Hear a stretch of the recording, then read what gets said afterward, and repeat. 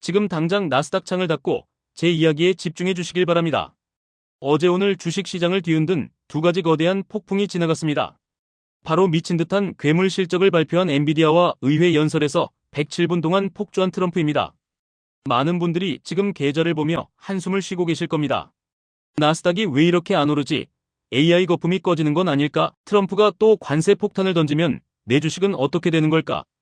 온갖 불안감이 여러분의 멘탈을 갉아먹고 있을 텐데 지금이야말로 남들이 두려워할 때 탐욕을 부려야 할 완벽한 타이밍입니다.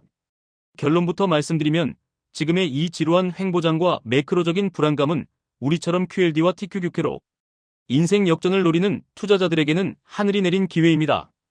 최근 미국 테크 주식들이 정말 힘이 없었습니다. AI 때문에 소프트웨어 기업들이 망한다는 우려가 쏟아졌고 AI 과잉 투자에 대한 공포가 미국 주식 시장의 발목을 꽉 잡고 있었습니다. 코스피가 6,000을 넘어서 6,200을 뚫고 올라가는 펄펄 끓는 상황과 너무나도 대조적입니다. 올해 들어 두 달 동안 미국 주식 시장을 보면 그냥 보합 수준으로 바닥을 기고 있습니다.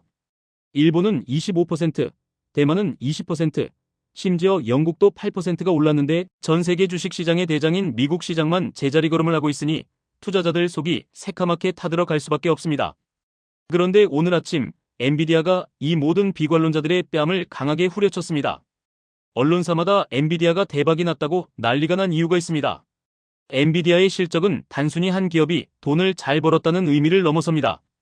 엔비디아의 GPU 판매 실적은 지금 이 AI 붐이 단순한 거품인지 아니면 진짜 실체가 있는 거대한 슈퍼사이클인지를 증명하는 가장 핵심적인 지표이기 때문입니다. 게다가 엔비디아는 다른 빅테크 기업들보다 실적 발표가 늦기 때문에 이들이 던지는 메시지는 다음 실적 시즌까지 시장 전체를 지배하는 아주 강력한 힘을 가집니다. 실적을 뜯어보면 경이롭다는 말밖에 나오지 않습니다. 매출이 전년 대비 73% 증가했습니다. 전 세계에서 시가총액이 가장 큰 덩치가 산만한 기업의 매출이 73%나 뛰었다는 것은 상식을 파괴하는 수치입니다. 더 무서운 것은 마진율입니다. 매출 총이익률이 75%에 달합니다. 물건을 팔면 남는 게 엄청나다는 뜻입니다. 영업이익은 84%, 순이익은 94%가 폭발했습니다. 사업의 규모만 커지는 것이 아니라 돈을 긁어모으는 수익성마저 미친 듯이 좋아지고 있다는 뜻입니다. 이제 그 누구도 엔비디아의 앞길을 막아설 수 없는 압도적인 지배력을 보여주었습니다. 과거의 실적보다 더 중요한 것은 앞으로의 전망입니다. 이번 분기 매출 전망치를 780억 달러로 제시했습니다. 지난 분기보다 무려 100억 달러, 우리 돈으로 약 14조 원이 더 높은 수치입니다. 1년도 아니고 단 한 분기 만에 매출이 14조 원이나 더 늘어날 것이라고 자신 있게 선언한 것입니다. 이것이 뜻하는 바는 명확합니다. AI 수요에 대한 걱정은 쓰레기통에 버려도 좋다는 것입니다. 돈이라는 거대한 물결이 계속해서 밀려 들어오고 있습니다.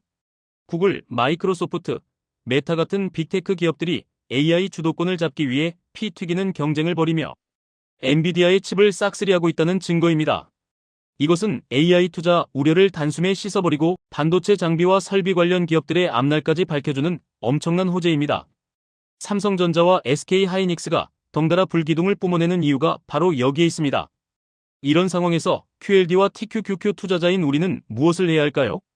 미국 시장이 기고 있다고 실망할 때가 아닙니다. 지금 시장이 다시 상승 랠리를 시작하려면 결국 억눌려 있던 기술주들이 폭발해야만 합니다.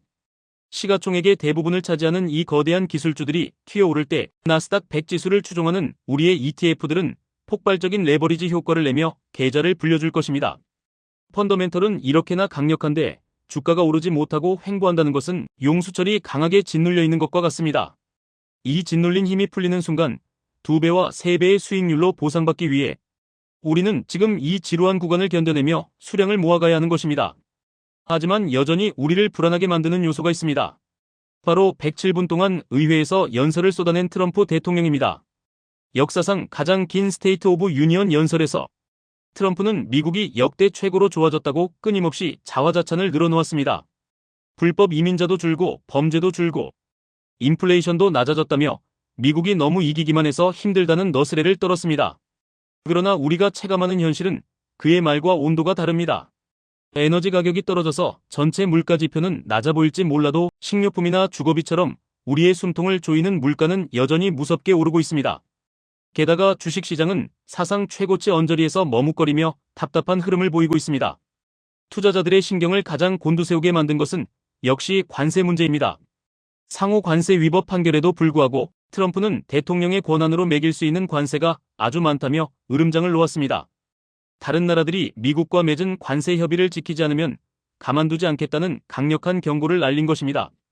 이것은 주식시장이 가장 싫어하는 불확실성 그 자체입니다. 관세 정책이 어떻게 튈지 모른다는 공포는 시장의 변동성을 극대화시킵니다.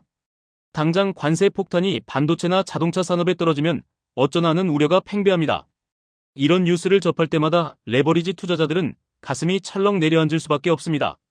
트럼프 시대의 롤러코스터 같은 장세 속에서 우리는 어떻게 대응해야 할까요? 레버리지 투자의 본질을 다시 한번 떠올려야 합니다. 변동성은 우리의 적이 아니라 수익을 극대화하기 위한 도구입니다. 트럼프의 예측 불가능한 발언으로 시장이 공포에 질려 나스닥이 폭락할 때 우리는 QLD와 TQQQ를 박앤세일 가격에 주워 담아야 합니다.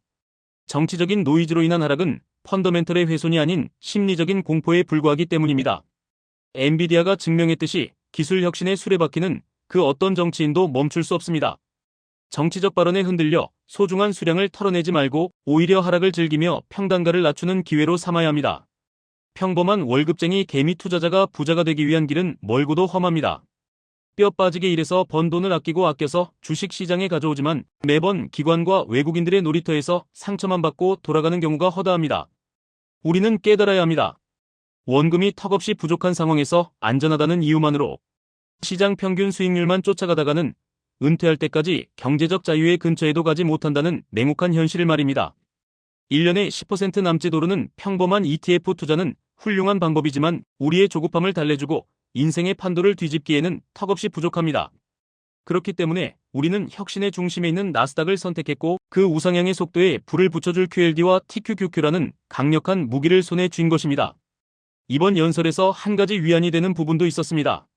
바로 트럼프 어카운트라는 제도입니다. 3살 이하의 아이들에게 정부가 $1,000를 주고 부모가 매년 $5,000까지 입금할 수 있는 세제 혜택 투자 계좌입니다. S&P 500 같은 인덱스 펀드나 ETF에만 투자할 수 있게 만들어서 아이들이 성인이 될 때까지 강제로 장기 투자를 하도록 유도하는 정책입니다. 수익률 7%로 57년을 굴리면 복리의 마법 덕분에 상상할 수 없는 거액이 됩니다.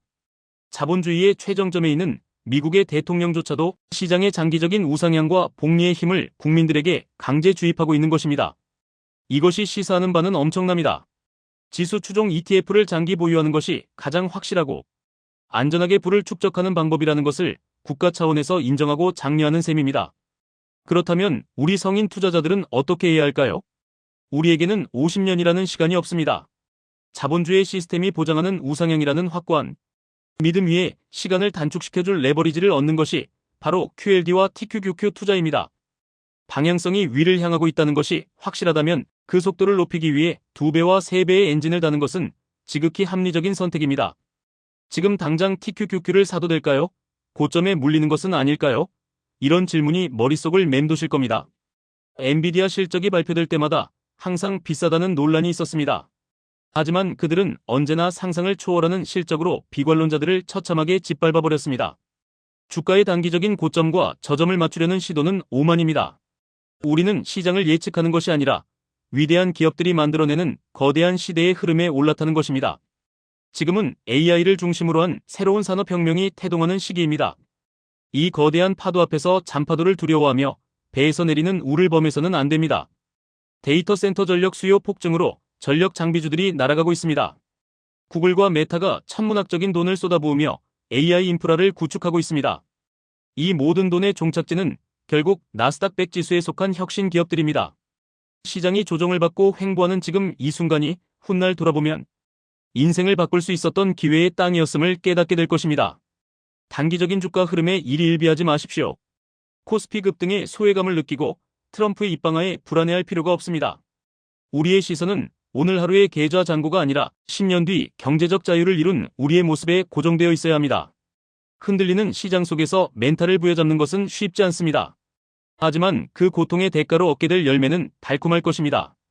위기는 항상 기회의 얼굴을 하고 찾아옵니다. 남들이 공포에 질려 도망칠 때 우리는 이성적인 판단으로 수량을 긁어 모아야 합니다. AI 슈퍼사이클이라는 강력한 펀더멘털을 믿고 변동성을 이겨내는 강철 같은 심장을 가지시길 바랍니다. 지루한 횡보장을 묵묵히 버텨낸 자만이 폭발적인 상승장에서 환희를 맛볼 자격이 있습니다. 여러분의 투자 여정에 흔들림이 없기를 응원합니다.